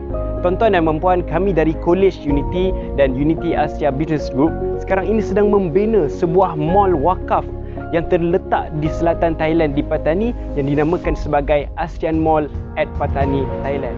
Ini adalah mall wakaf pertama di dunia yang di mana ianya dibinakan di atas tanah wakaf dan dia menggunakan konsep wakaf istifmar ataupun wakaf pelaburan di mana orang-orang yang berwakaf dalam projek ini bukan hanya akan mendapatkan pahala yang berlipat kali ganda, tetapi mereka juga akan mendapat dividen setiap tahun insya-Allah. Dengan adanya ASEAN Mall ini, kita bukan sahaja dapat memberikan banyak peluang pekerjaan kepada masyarakat di sana, tetapi kita juga dapat memberikan peluang kepada mereka untuk belajar bagaimana untuk menganalisa data dengan baik, menguruskan mall dengan baik, menguruskan kewangan dengan baik. Hal ini akan melahirkan manusia ataupun masyarakat yang lebih berguna, yang lebih berkebolehan untuk membantu meningkatkan ekonomi. Mereka dapat menjadi masyarakat yang berdikari dan tidak bergantung kepada orang yang lain. Jadi tuan-tuan dan puan-puan, ayuh sama-sama kita membantu ke arah pembangunan ekonomi umat Islam dengan cara kita melabur dengan wakaf pelaburan di ASEAN Mall at Patani, Thailand ini. Serendah RM5,000 per unit perkongsian, insya-Allah ia dapat memberikan kepada kita pulangan akhirat dan dunia sekaligus dalam berbentuk dividen, insya-Allah. Wassalamualaikum warahmatullahi wabarakatuh. Nah, ini ya Bapak sekalian, ASEAN Wakaf Mall. Bagaimana teman-teman kita, saudara-saudara kita di Malaysia dan di Thailand Selatan sana membangun sebuah mall berbasis wakaf. Tanahnya tanah wakaf, uang untuk bangunan gedungnya juga dari dana wakaf. Dan para wakif akan mendapatkan dividen setiap tahun. Ini contoh model pengelolaan wakaf secara langsung ya Bapak sekalian. Kemudian yang kedua, pengelolaan wakaf uang secara tidak langsung. Kalau pengelolaan wakaf uang secara tidak langsung ini, uangnya harus kita simpan dulu di LKSPWU ya Bapak sekalian. Nanti LKSPWU itu akan memberikan manfaat dari uang yang kita simpan itu. Nah, nilai manfaat itulah yang kemudian kita gunakan untuk berbagai macam aktivitas sosial, pendidikan, dakwah, dan seterusnya. Kalau di antara dua pilihan model pengelolaan ini, antara pengelolaan secara langsung dan pengelolaan wakaf uang secara tidak langsung, yang paling aman tentunya adalah wakaf uang pengelolaan secara tidak langsung, karena uangnya tersimpan aman di LKSPWU. Kita hanya menggunakan manfaatnya saja untuk berbagai kepentingan aktivitas kita. Cuman memang target penghimpunannya harus besar. Misalnya tadi, kalau kita butuh dana 2 miliar, kita harus menghimpunnya sampai 10 miliar. Ya, dengan asumsi tadi, dananya kita simpan di TPB, Tabungan Prima Berhadiah Bank Muamalat. Kita dapat sekitar 20%-nya, nah itulah yang kita pakai untuk aktivitas kita. Ya, nah ini pengelolaan uang secara tidak langsung. Kesimpulannya apa, Bapak sekalian? Kita bisa berwakaf dengan uang kapan saja, di mana saja, untuk apa saja. Kita bisa mendapat manfaat dari wakaf kita, uang yang diwakafkan akan abadi dan memberikan pahala yang berterusan kepada kita. Dana wakaf di LKSPWU itu akan memperkuat bank syariah, insya Allah, karena semakin banyak dana yang disimpan dan abadi. Nazir atau yayasan mitra akan mendapat dana abadi dari wakaf uang yang disimpan di LKSPWU. Demikian Bapak sekalian yang bisa saya sharingkan pada malam hari ini tentang wakaf uang. Mudah-mudahan kita semua yang hadir pada malam hari ini bisa menunaikan paling minimal 1 kali dalam hidup kita untuk berwakaf uang. Kalau bisa sering, alhamdulillah ya. Demikian aku qouli hadza, astagfirullah li wa lakum, hadanallahu wa iyyakum ajmain, wa lafa minkum, wassalamualaikum warahmatullahi wabarakatuh. Saya kembalikan kepada Bu Isna. Waalaikumsalam warahmatullahi wabarakatuh. Terima kasih kepada Ustadz Saroni yang sudah menyampaikan materinya terkait dengan bedah wakaf uang dan wakaf melalui uang, Bapak Ibu. Kita nanti akan post-test pukul 21.15. Jadi masih ada waktu 4 menit, Ustadz. Kita bisa mungkin ini ya, Ustadz ya, menjawab pertanyaan yang sudah masuk ya. Jadi Bapak Ibu silakan kalau ada pertanyaan bisa dituliskan di chat Zoom, atau kalau mau bertanya langsung juga bisa. Di chat Zoom sudah ada pertanyaan, Ustadz, dari Pak Ju. Apakah perlu dibuatkan akad, Ustadz? Ya, gimana Bu? Mohon maaf. Apakah perlu dibuatkan akad? Nah, pertanyaannya seperti itu. Mungkin apakah wakaf itu perlu dibuatkan akad? Gitu. Oh iya, setiap aktivitas wakaf itu harus ada hitam di atas putihnya, ya Bapak sekalian. Untuk apa? untuk menjaga keabsahan dan kelestarian dari harta wakaf tersebut. Karena banyak kasus harta wakaf dalam bentuk aset misalnya tidak punya hitam di atas putih, tidak punya bukti-bukti dan seterusnya. Ketika berganti kepengurusan, ketika berganti generasi, itu orang-orang yang mengurusi kemudiannya tidak mengakui kalau ini harta wakaf.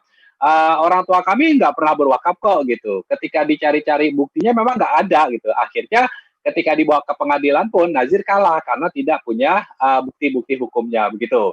Ya, kalau di kalau di wakaf uang itu sudah menjadi SOP. Setiap kali ada orang datang ke bank, jadi, nah ini bedanya dengan wakaf aset ya. Kalau wakaf uang itu harus datang ke bank, Bapak sekalian. Nanti di bank kita akan diberikan formulir yang harus kita isi, kita lampirkan identitas diri kita.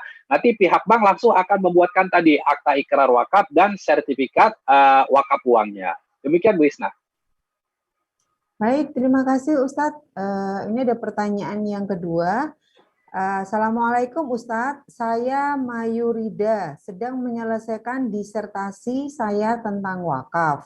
Insya Allah sudah meniatkan akan mengelola lembaga pendidikan dengan sistem wakaf. Bagaimana caranya saya menghimpun dana wakaf di awal untuk diproduktifkan? Terima kasih Ustadz. Cara menghimpun dana wakaf untuk diproduktifkan. Ya, kalau kalau hal seperti ini kita jangan fokus hanya pada menghimpun dana wakafnya Ibu ya. Jangan hanya fokus kepada menghimpun dana wakafnya, tapi kita fokus pada programnya. Kita fokus pada programnya, maka langkah-langkah yang harus kita lakukan adalah pertama, kita harus membentuk tim dulu, karena kita nggak mungkin kerja sendirian. Yang kedua, kita susun programnya. Tentunya sudah tentunya tadi setelah tim tadi melalui pembentukan legalitasnya juga. Kita susun programnya. Kemudian yang ketiga, baru kita susun program-program fundraising-nya. Kemudian yang keempat, kita lakukan proses fundraising-nya. Ya, setelah itu baru kita gunakan dan laporkan hasil-hasil dana yang kita dapatkan tadi. Bagaimana detailnya ini insya Allah akan disampaikan di ini. Silakan Ibu ikut seminar fundraising wakaf uang untuk Yayasan Pendidikan yang kita laksanakan hari Sabtu, Bu Isna ya. Iya, Ustaz. Setiap hari Sabtu, insya Allah. Nanti silakan hubungi Bu Isna, minta tolong diundang di acara tersebut. Nanti kalau di kami, kalau di Wakaf Mulia, buat yayasan-yayasan yang sudah melakukan langkah-langkah ini, yayasan-yayasan yang melakukan langkah-langkah ini biasanya kami bimbing, kami dampingi. Setelah ini adanya MOU antara yayasan yang bersangkutan dengan Wakaf Mulia Institute, dan itu kita kita lakukan, kita buat setelah adanya kegiatan in-house training, begitu Ibu ya. Baik, terima kasih Ustadz Syaroni atas jawabannya pertanyaan dari Ibu Mayurida. Bapak Ibu, sekarang pukul 21.16 tepat, saya sudah share pertanyaan post-test, link post-test sesi keempat di chat Zoom. Silakan Bapak Ibu bisa melihat di chat Zoom ada link post-test TPW sesi keempat. Bapak Ibu tinggal mengklik saja. Nah, kemudian dikerjakan soalnya. Waktunya adalah 10 menit Bapak Ibu. Dan nanti bagi Bapak Ibu yang sudah selesai mohon menuliskan infonya ya di chat Zoom sudah selesai, seperti itu. Silakan Bapak Ibu bisa mengerjakan post-testnya terlebih dahulu.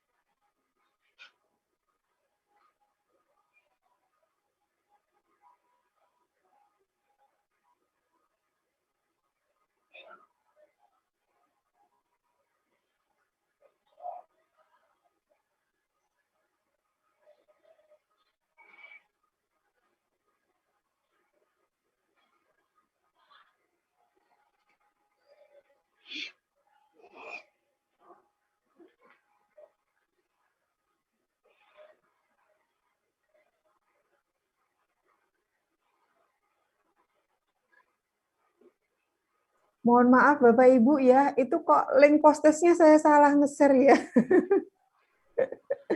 Sekarang salah ya baru, Wisnu ya? iya Ustadz juga ini ya Ustadz ya. Saya nggak ngeh. Iya, Oh, itu sesi Eh, 4. iya, mohon maaf Ustadz. Diulang. Iya. Mohon maaf Bapak Ibu sekalian, ini salah nge-share Bu Isna. Kita ulang, soalnya bukan yang itu.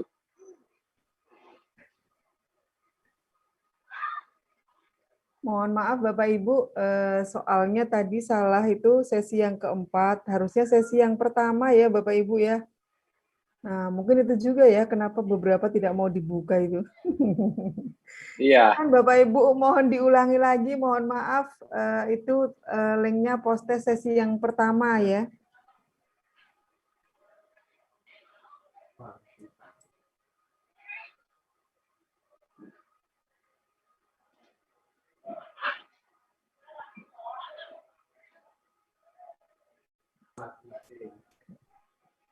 Kalau yang sudah terlanjur diisi tidak apa-apa Bapak Ibu ya, karena nanti ini kok itu terpisah secara apa hasilnya nanti.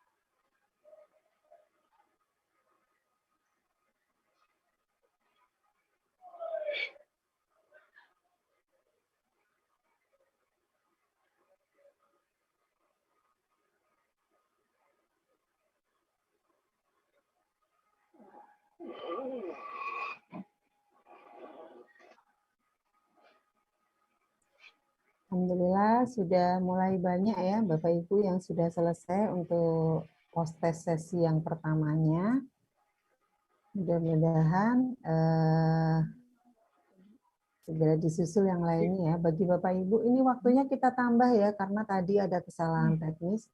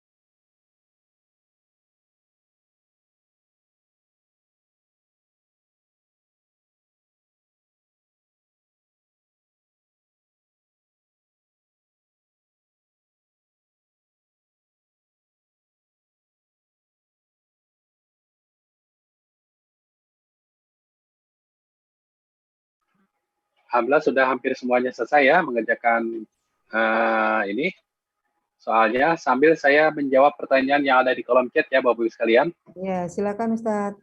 Yang pertama dari bawah saya bacakan, bolehkah lembaga wakaf yang belum terdaftar di BWI tapi sudah menghimpun dana wakaf? Jawaban simpelnya nggak boleh. Ya, karena harus mendapatkan izin dari Badan Wakaf Indonesia. Nomor rekeningnya harus terdaftar di Badan Wakaf Indonesia. Lalu kalau kita belum punya izin tapi pengen menghimpun, gimana caranya? Nah, silakan bekerja sama dengan nazir yang sudah ada. Silakan nanti Bapak Ibu membuat MOU, perjanjian kerjasama dengan nazir yang sudah ada, sehingga apa yang Bapak Ibu sekalian lakukan menjadi resmi, menjadi legal. Ya, begitu Bapak Ibu sekalian. Itu yang sekarang ini sedang kami lakukan terhadap yayasan-yayasan binaan kami yang sedang memproses izinnya, tapi mereka harus segera melakukan penggalangan dana. Maka kita kerjasamakan dulu dengan nazir yang ada. Bagaimana cara untuk mengalihkan atau menjadikan pinjaman yang digunakan untuk unit usaha masjid dan peradaban menjadi wakaf?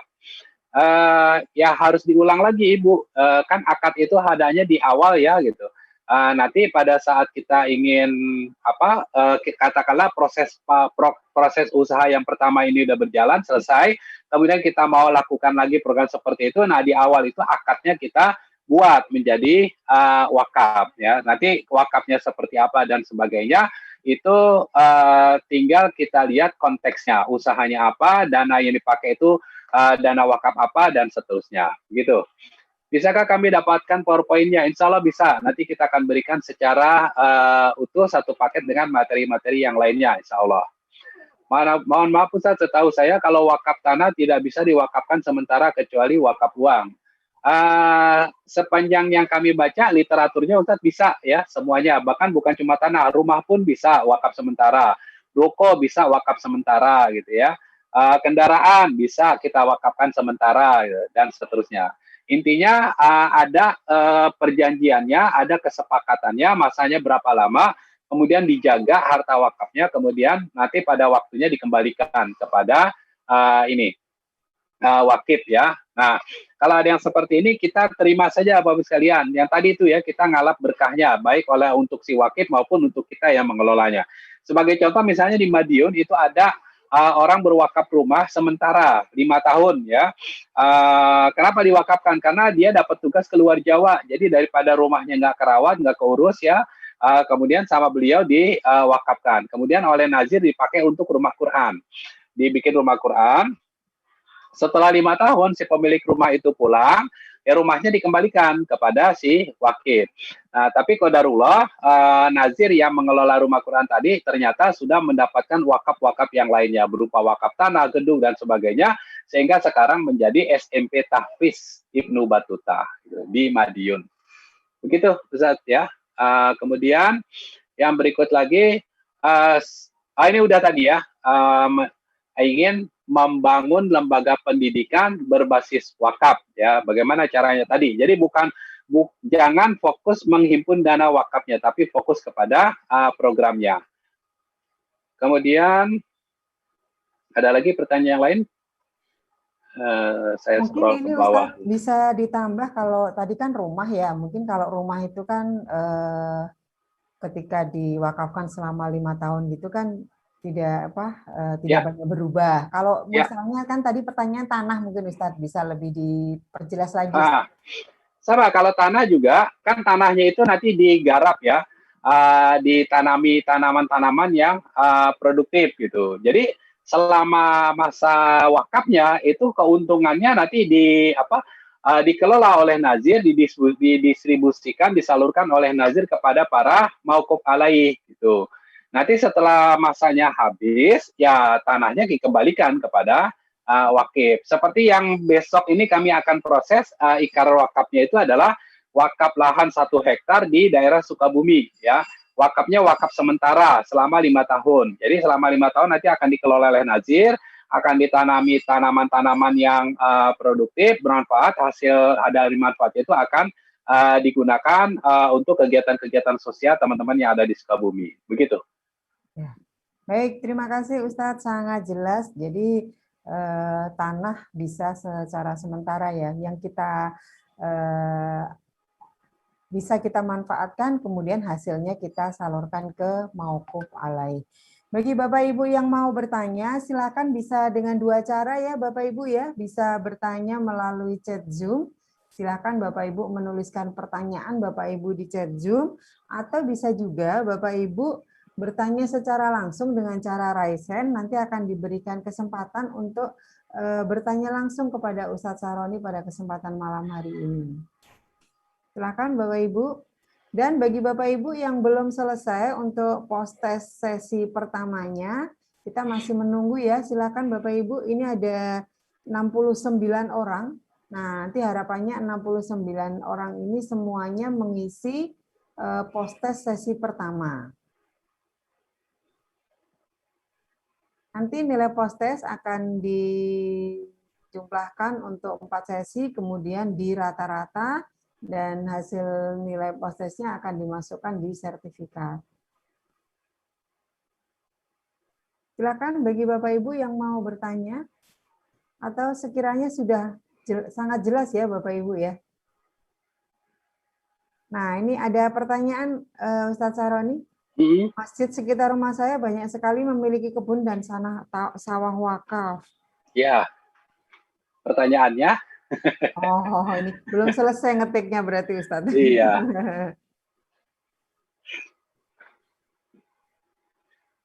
Jangan lupa ya Bapak sekalian, kalau misalnya ingin mengelola aset wakaf, nanti mau digunakan apa gitu ya, termasuk tadi wakaf berupa uang ya, mau dipakai buat apa dan sebagainya, pastikan pengelolanya itu adalah orang yang memang kompeten di bidangnya, profesional di bidangnya, jangan diberikan kepada orang yang baru mau memulai usaha gitu ya. Nanti ketika sudah berjalan dikelola oleh orang yang berkompeten, baru kita libatkan orang-orang baru yang nanti akan diedukasi oleh oleh orang yang sudah kompeten tadi supaya mereka bisa tumbuh gitu. Jadi terjadi duplikasi. Gitu ya Bu sekalian. Ya. Kemudian, tapi selama ini belum terkelola. Bagaimana cara meyakinkan para pengurus masjid tadi? Untuk meyakinkan pengurus masjid tentang bagaimana wakaf itu semestinya dikelola adalah dengan cara mengedukasi, Bapak sekalian. Mengedukasi mereka, cara edukasinya bagaimana? Ya, kita lihat ini mereka, misalnya latar belakang mereka, kemudian usia mereka, dan sebagainya. Jangan kita mengedukasi mereka sama kayak kita mengedukasi anak-anak kita, gitu ya. Apalagi orang-orang yang sudah tua, udah sepuh, dan sebagainya, kita harus banyak menggunakan cara-cara yang santun ya supaya mereka nanti bisa mendapatkan insight baru, cara pandang baru terhadap bagaimana pengelolaan wakaf itu bisa dilakukan. Kalau pengalaman kami hanya dengan memutarkan video Salah Atiyah tadi saja itu sudah banyak orang yang terinspirasi. Oh, jadi wakaf begitu ya gitu. Nah, itu cara mudah untuk mengedukasi mereka. Begitu, Bapak sekalian. Bank apa saja selain BTN Syariah? Ada 22 bank, Bapak sekalian, yang menjadi LKS PWU. Nanti bisa lihat di websitenya BWI ya, .org terkait dengan keputusan BWI LKS PWU yang sudah terdaftar di Badan Wakaf Indonesia itu apa saja? Jumlahnya ada sekitar 22 LKS PWU. Bagaimana kalau ada yang mau wakaf uang dengan jumlah misalnya dengan jumlah Rp10.000? Apakah juga harus bank syariah buat alatnya? Kalau 10.000 itu kita tampung dulu Ustadz ya, kita kumpulin dulu baik oleh yang bersangkutan kalau rutin atau misalnya digabungkan ya secara kolektif dengan orang-orang yang lain sehingga jumlah minimalnya tadi Rp1 juta baru kita bawa ke bank syariah gitu. Kemudian apa ada video-video lainnya? Insya Allah ada ya, Insya Allah ada. Nanti bisa ya kita kirimkan Bapak sekalian link-linknya atau apa jika diperlukan. Untuk startup bisa dapat wakaf, bisa ya, bisa. Nanti tinggal para pencetus usaha-usahanya itu berkoordinasi dengan Nazir selaku pemilik atau selaku pengelola ya dana wakaf itu. Nanti kenapa perlu ketemu sama nazirnya? Nanti kan akan dilihat kalau usaha ini tuh nanti pakai dana wakafnya yang mana, seperti itu, ya.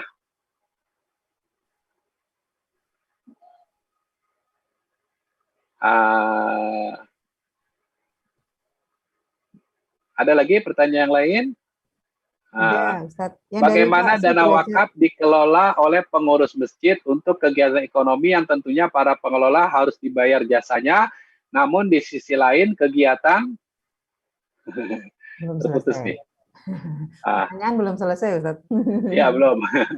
Itu Ustadz ada ini link dari Wakaf Mulia Institute di channel YouTube untuk video-video tadi yang Oh ditanya. iya, ini silakan nih Ustazah ya, Bapak Ibu sekalian, diklik linknya, nanti akan dibawa ke channelnya Wakaf Mulia Institute. Nah, di sana banyak video-video yang sudah kita lakukan ya, kegiatan-kegiatannya untuk bisa ditonton kembali. Bagaimana dana wakaf dikelola oleh pengurus masjid untuk kegiatan ekonomi yang tentunya para pengelola harus dibayar jasanya, namun di sisi lain kegiatan masjid tidak bisa dikomersialkan. Bapak sekalian, tolong dipisahkan memandang permasalahan ini. Di satu sisi masjid, iya memang itu tempat ibadah, tapi di sisi lain aset wakaf itu sesuatu yang harus dikomersilkan, harus dikelola, harus diproduktifkan, begitu ya. Jadi ini dua hal yang terpisah. Bukannya ketika kita melihat bahwa dana wakaf ini kemudian terhimpun di masjid, kemudian tidak boleh diproduktifkan gara-gara kita berpikir bahwa masjid itu tidak bisa dikomersilkan. Tidak begitu melihatnya, tapi kita harus bisa. Walaupun penghimpunan dananya melalui masjid, ya kita tarik keluar dananya itu untuk diproduktifkan. Ya, nanti dari hasil produktifnya itu kita kembalikan lagi kepada masjid untuk mendistribusikan nilai manfaatnya, begitu. Jadi kita harus melihatnya secara proporsional, ya, Bapak sekalian, gitu. Baik, Ustaz. Di sisi lain, sebentar, ini tentunya para pengelola harus dibayar. Para pengelola harus dibayar, betul. Orang-orang yang mengelola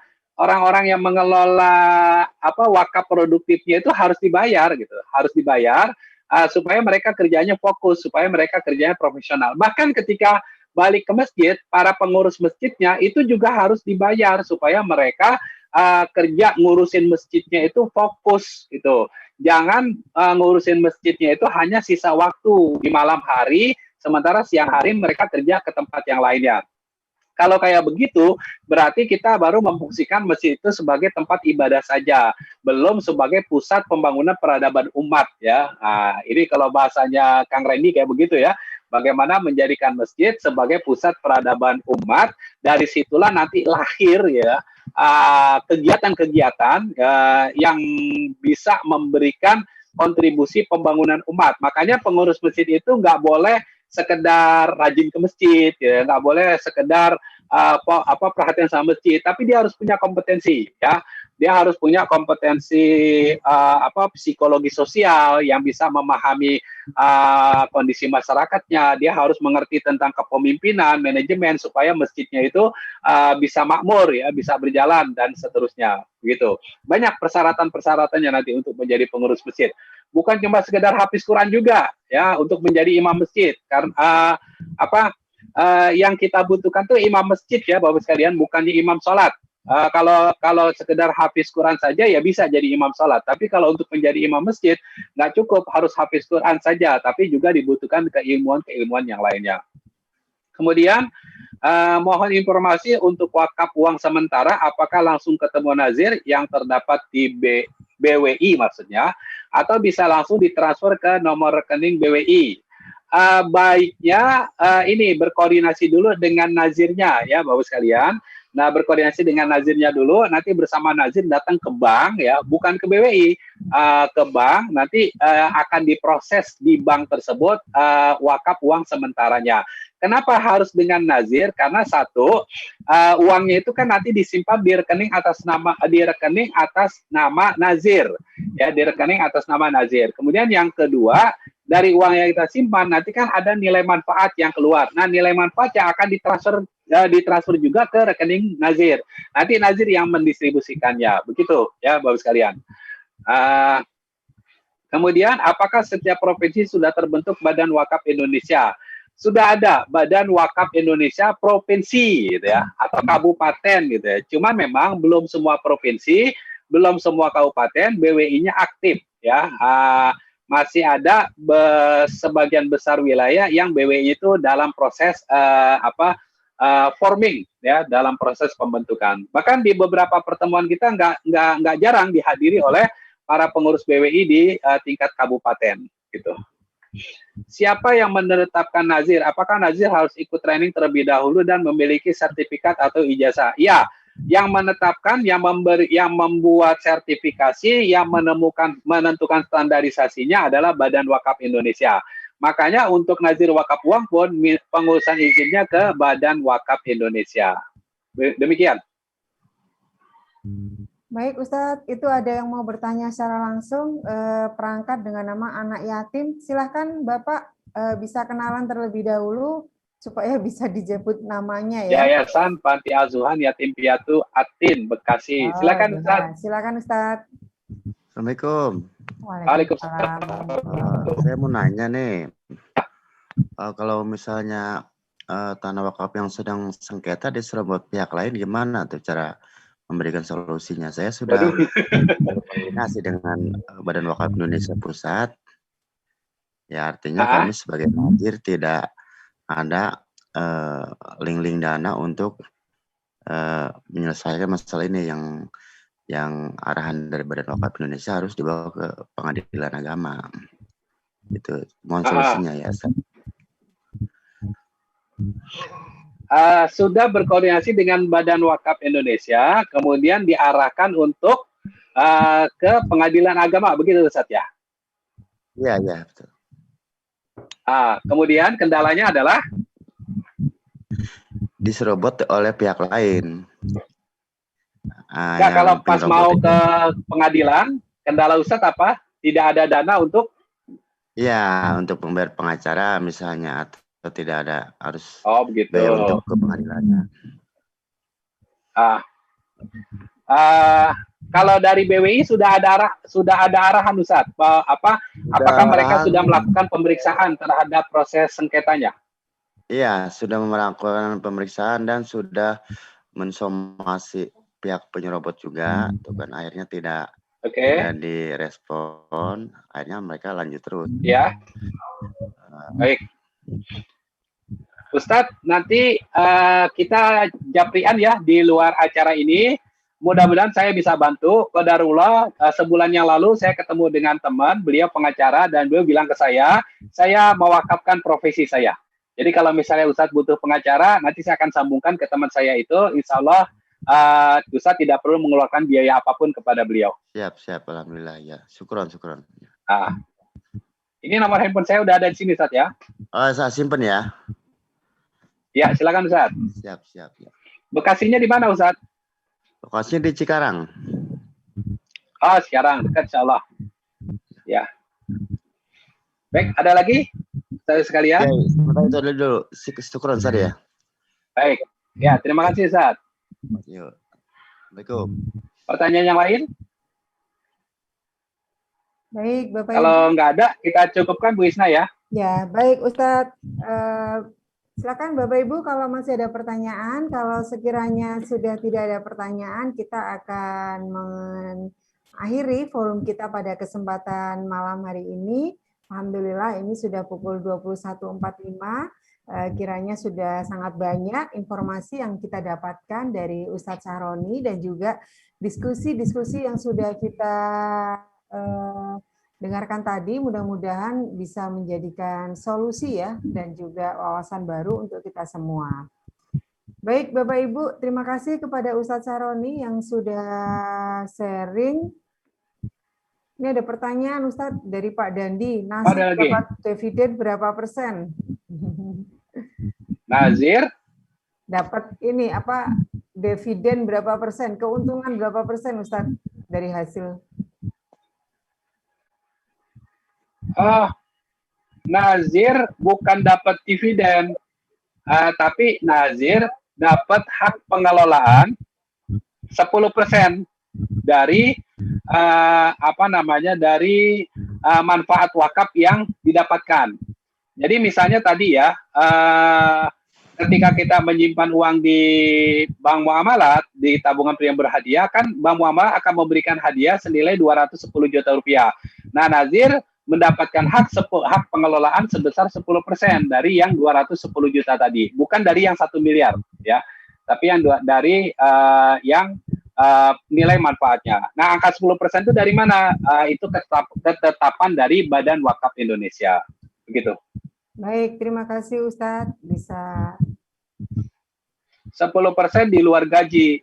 10% itu digunakan untuk gaji, bayar listrik, bayar air, dan sebagainya. Gitu. Nazir tidak digaji berarti ya Ustadz ya? Digaji, Bu. Digaji dari 10% digaji. tadi ya? Nah, dapat gajinya dari mana? Dari hak pengelolaan tadi. Termasuk juga ketika mereka memproduksikan harta wakafnya. 10% itu dikit ya? Enggak. Kalau harta wakaf yang dikelola 100 miliar, dia dapat 10 miliar, Ustaz. Kalau kita wakaf sapi atau kambing, apa ada pengalaman? Saya belum ada pengalaman, Ustaz. Permasalahannya adalah bahwa wakaf itu harus dengan sesuatu yang bisa diabadikan. Baik, terima kasih Ustaz Sani. Mungkin nanti bisa kalau sudah ada pengalaman ya terkait dengan proyek yang ini. Bapak Ibu, terima kasih atas kehadirannya pada kesempatan malam hari ini di sesi 1 training lisensi pejuang wakaf.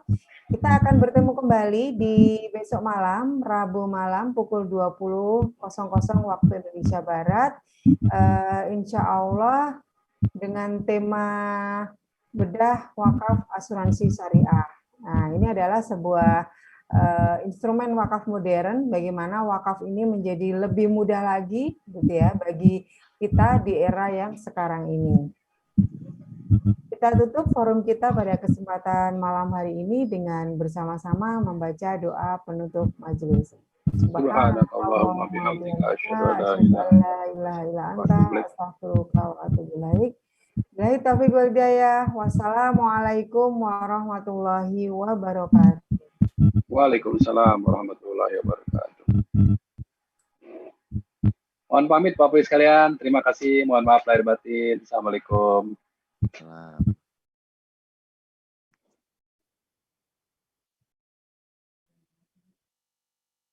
Jam 10 kurang.